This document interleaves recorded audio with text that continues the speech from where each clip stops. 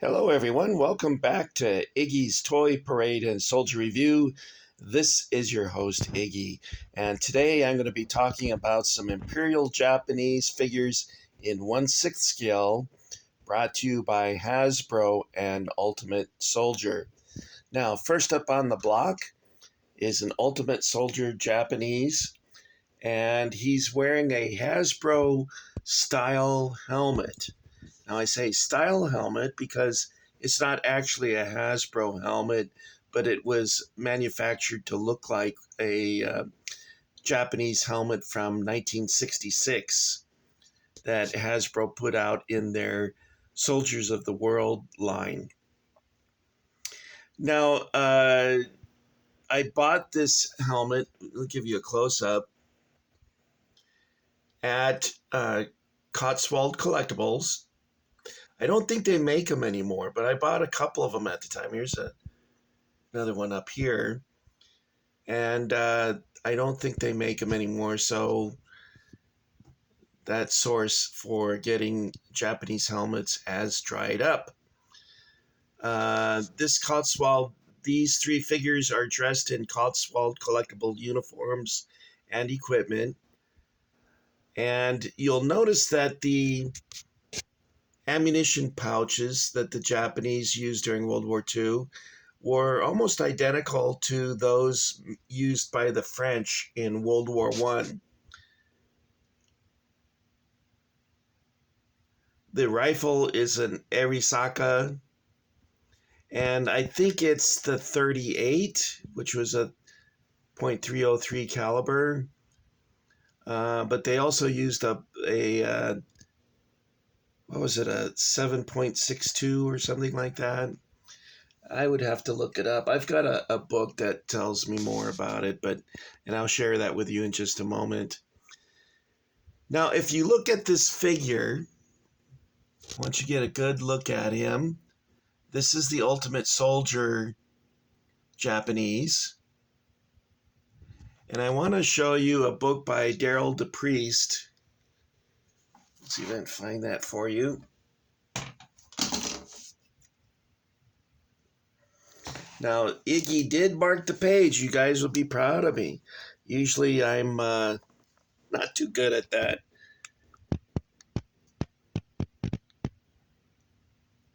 Wait for it to focus there.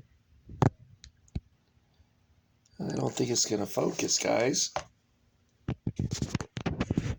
Can I get a close-up? Well, I was hoping to get you a close-up, but it looks like it's not working. Maybe it's the light. Let's try some light there. No, I'm not going to get a close-up. But this is the Hasbro figure from 1966, and he looks just like this guy. In fact, I thought it was the same head sculpt, but I can't show it to you because oh, wait, there it goes.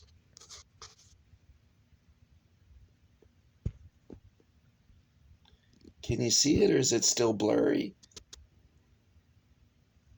There. Is that the same head sculpt, guys?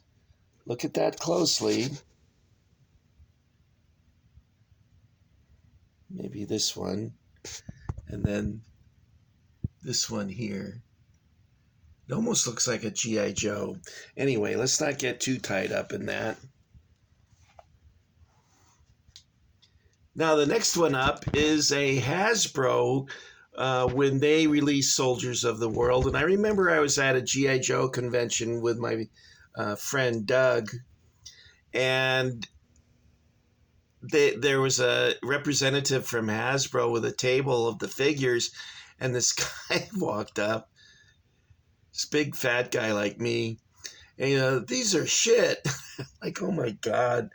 This guy has no tact whatsoever. He said, these uniforms are crap. And the Hasbro representative was getting nervous because the guy was kind of belligerent. Like, he picked up one of the figures and threw it on the table. And I'm like, oh, my God. Anyway, I liked the head sculpt. So I switched out the uniform that Hasbro had provided, which I agree with the guy was kind of cheap. and switched it out with this Ultimate Soldier uniform.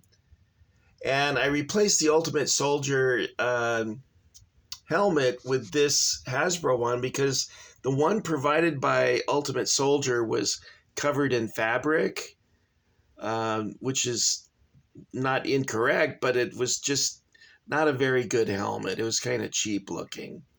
So I got rid of that and replaced it with that. And I painted the leg wraps or puttees. And I painted the boots. And I'll tell you something about that in just a moment. And I painted the leathers because they were a darker brown color. Now, the boots I painted, they look real shiny now, but at the time that I painted them, they were a flat latex, but it looks like they have a high gloss enamel on them. They're very shiny. So I'm going to have to dry brush some tan on them to make them look dirty and less shiny. Maybe do that with the leathers a little bit too. But he's a pretty good looking figure. Then I have this guy over here. Oh, by the way, the handbook on Japanese military forces was very useful. My brother was building a diorama to enter into a model contest, and he was unable to finish it. I thought he should have entered it anyway because he had it almost finished, and I believe he would have won first place. The diorama was just excellent. I can't say enough good, and I'm so sorry to tell you that it no longer exists. The figures in the diorama and the tank and the artillery piece are all gone. No, I'm sorry, those still exist. The diorama itself is no longer in existence. And I'm going to show you a picture of it, the only picture in existence of that diorama. And I'll show that to you here. I think my brother would have won first place easily. The grass he made himself, and the trees and everything. You see a tank in the background here,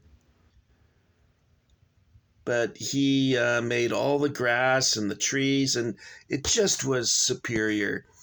I know the guy's my brother, but I think he would have won first place, hands down. There was nothing there that I saw that could compete with what he had done. It was huge, by the way.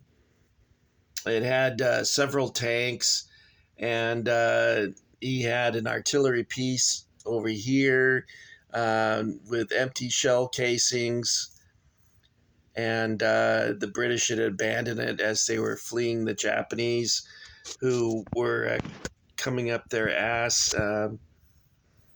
Was it Singapore? Or was it Hong Kong? I can't remember which thing he was trying to represent. I'll have to call my brother and ask him about that. I remember we bought the handbook on Japanese military forces at a hobby store called Brookhurst Hobbies. And my brother and I had heard a lot about what a great hobby store it was. And we got there, and it was so small. I couldn't believe it. It was like a closet almost.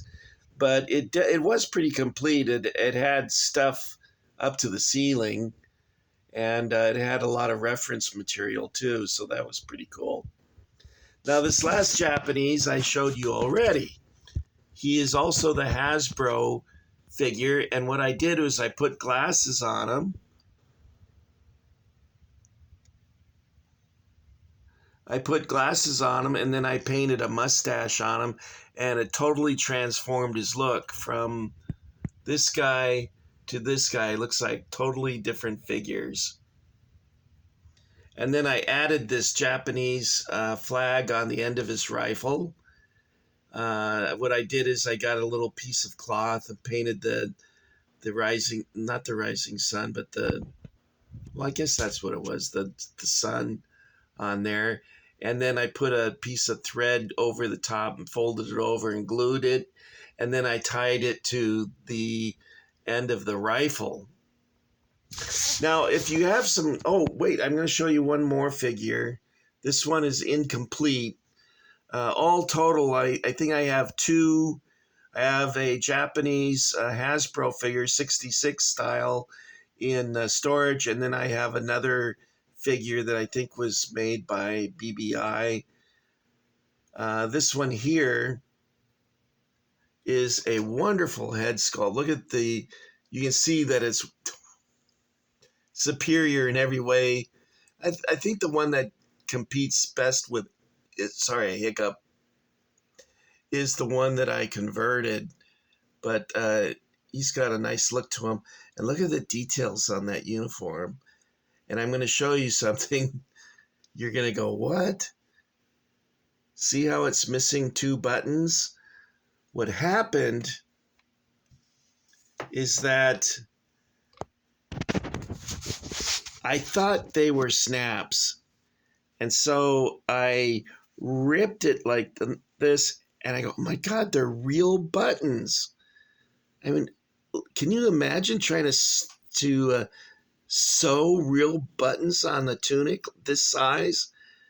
Anyway, I bought this at, and also the head sculpt I bought at a G.I. Joe convention. I think it was in Burbank. I think we met Cowboy Carl there. Doug and I met Cowboy Carl, and we had lunch together at the hotel where the convention was. So I'm going to have to find a way, maybe just glue a button, because I'm not going to be able to sew that. I'm sorry. There's no way that's happening. Now, he has no pants. Oops. These guys apparently pantsed him because he was a behind-the-line soldier. Now, I have bought a pair of pants for him on eBay, but the colors don't match up quite exactly. It is this sort of Africa Core green color. Now, if you have questions about a figure that you're putting together or would like to put together, I recommend this book here, which is a smaller version of this one, and it's called Japanese Army Handbook, and it covers 1939 to 1945. My brother bought this book and used it to create a Japanese radio, which was insanely detailed and doesn't exist anymore, I don't think. Okay, so here's what our infantrymen should look like. And you'll notice that my helmet is a little darker, sort of an olive drab color. And this one is a little bit lighter.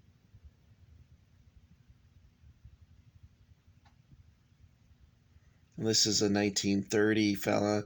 Now, I wanted to share with you something I found interesting is Japanese rank structure. They have an insane amount of privates. In the American Army, you have a private, then you have private first class, PFC, and then you go to specialist or corporal. Here we have private second class, private first class, superior private, leading private, and private acting corporal. And then on sergeants, they just have two sergeants. Then they go to warrant officer, second lieutenant, first lieutenant, captain, major, lieutenant colonel. And in that case, those ranks are similar to American, but a lot of privates. And I feel embarrassed that I showed you my privates. I probably shouldn't have shared my privates with you. Okay, guys, I think that's all I've got for you today. For those of you who joined the Iggy Army, I want to thank you for your enlistment. Hit the like button if you like this video. And I'll try and do an update when I finish this figure, get his pants on at least. And I'll show you once more Imperial Japanese figures. Let me move the light because it's putting my favorite guy in a shadow there. There we go. That's a little better. Okay, guys, thank you for getting Iggy with it. And I'll see you guys back at the ranch. Take care of each other. You have a great evening, okay? Thank you.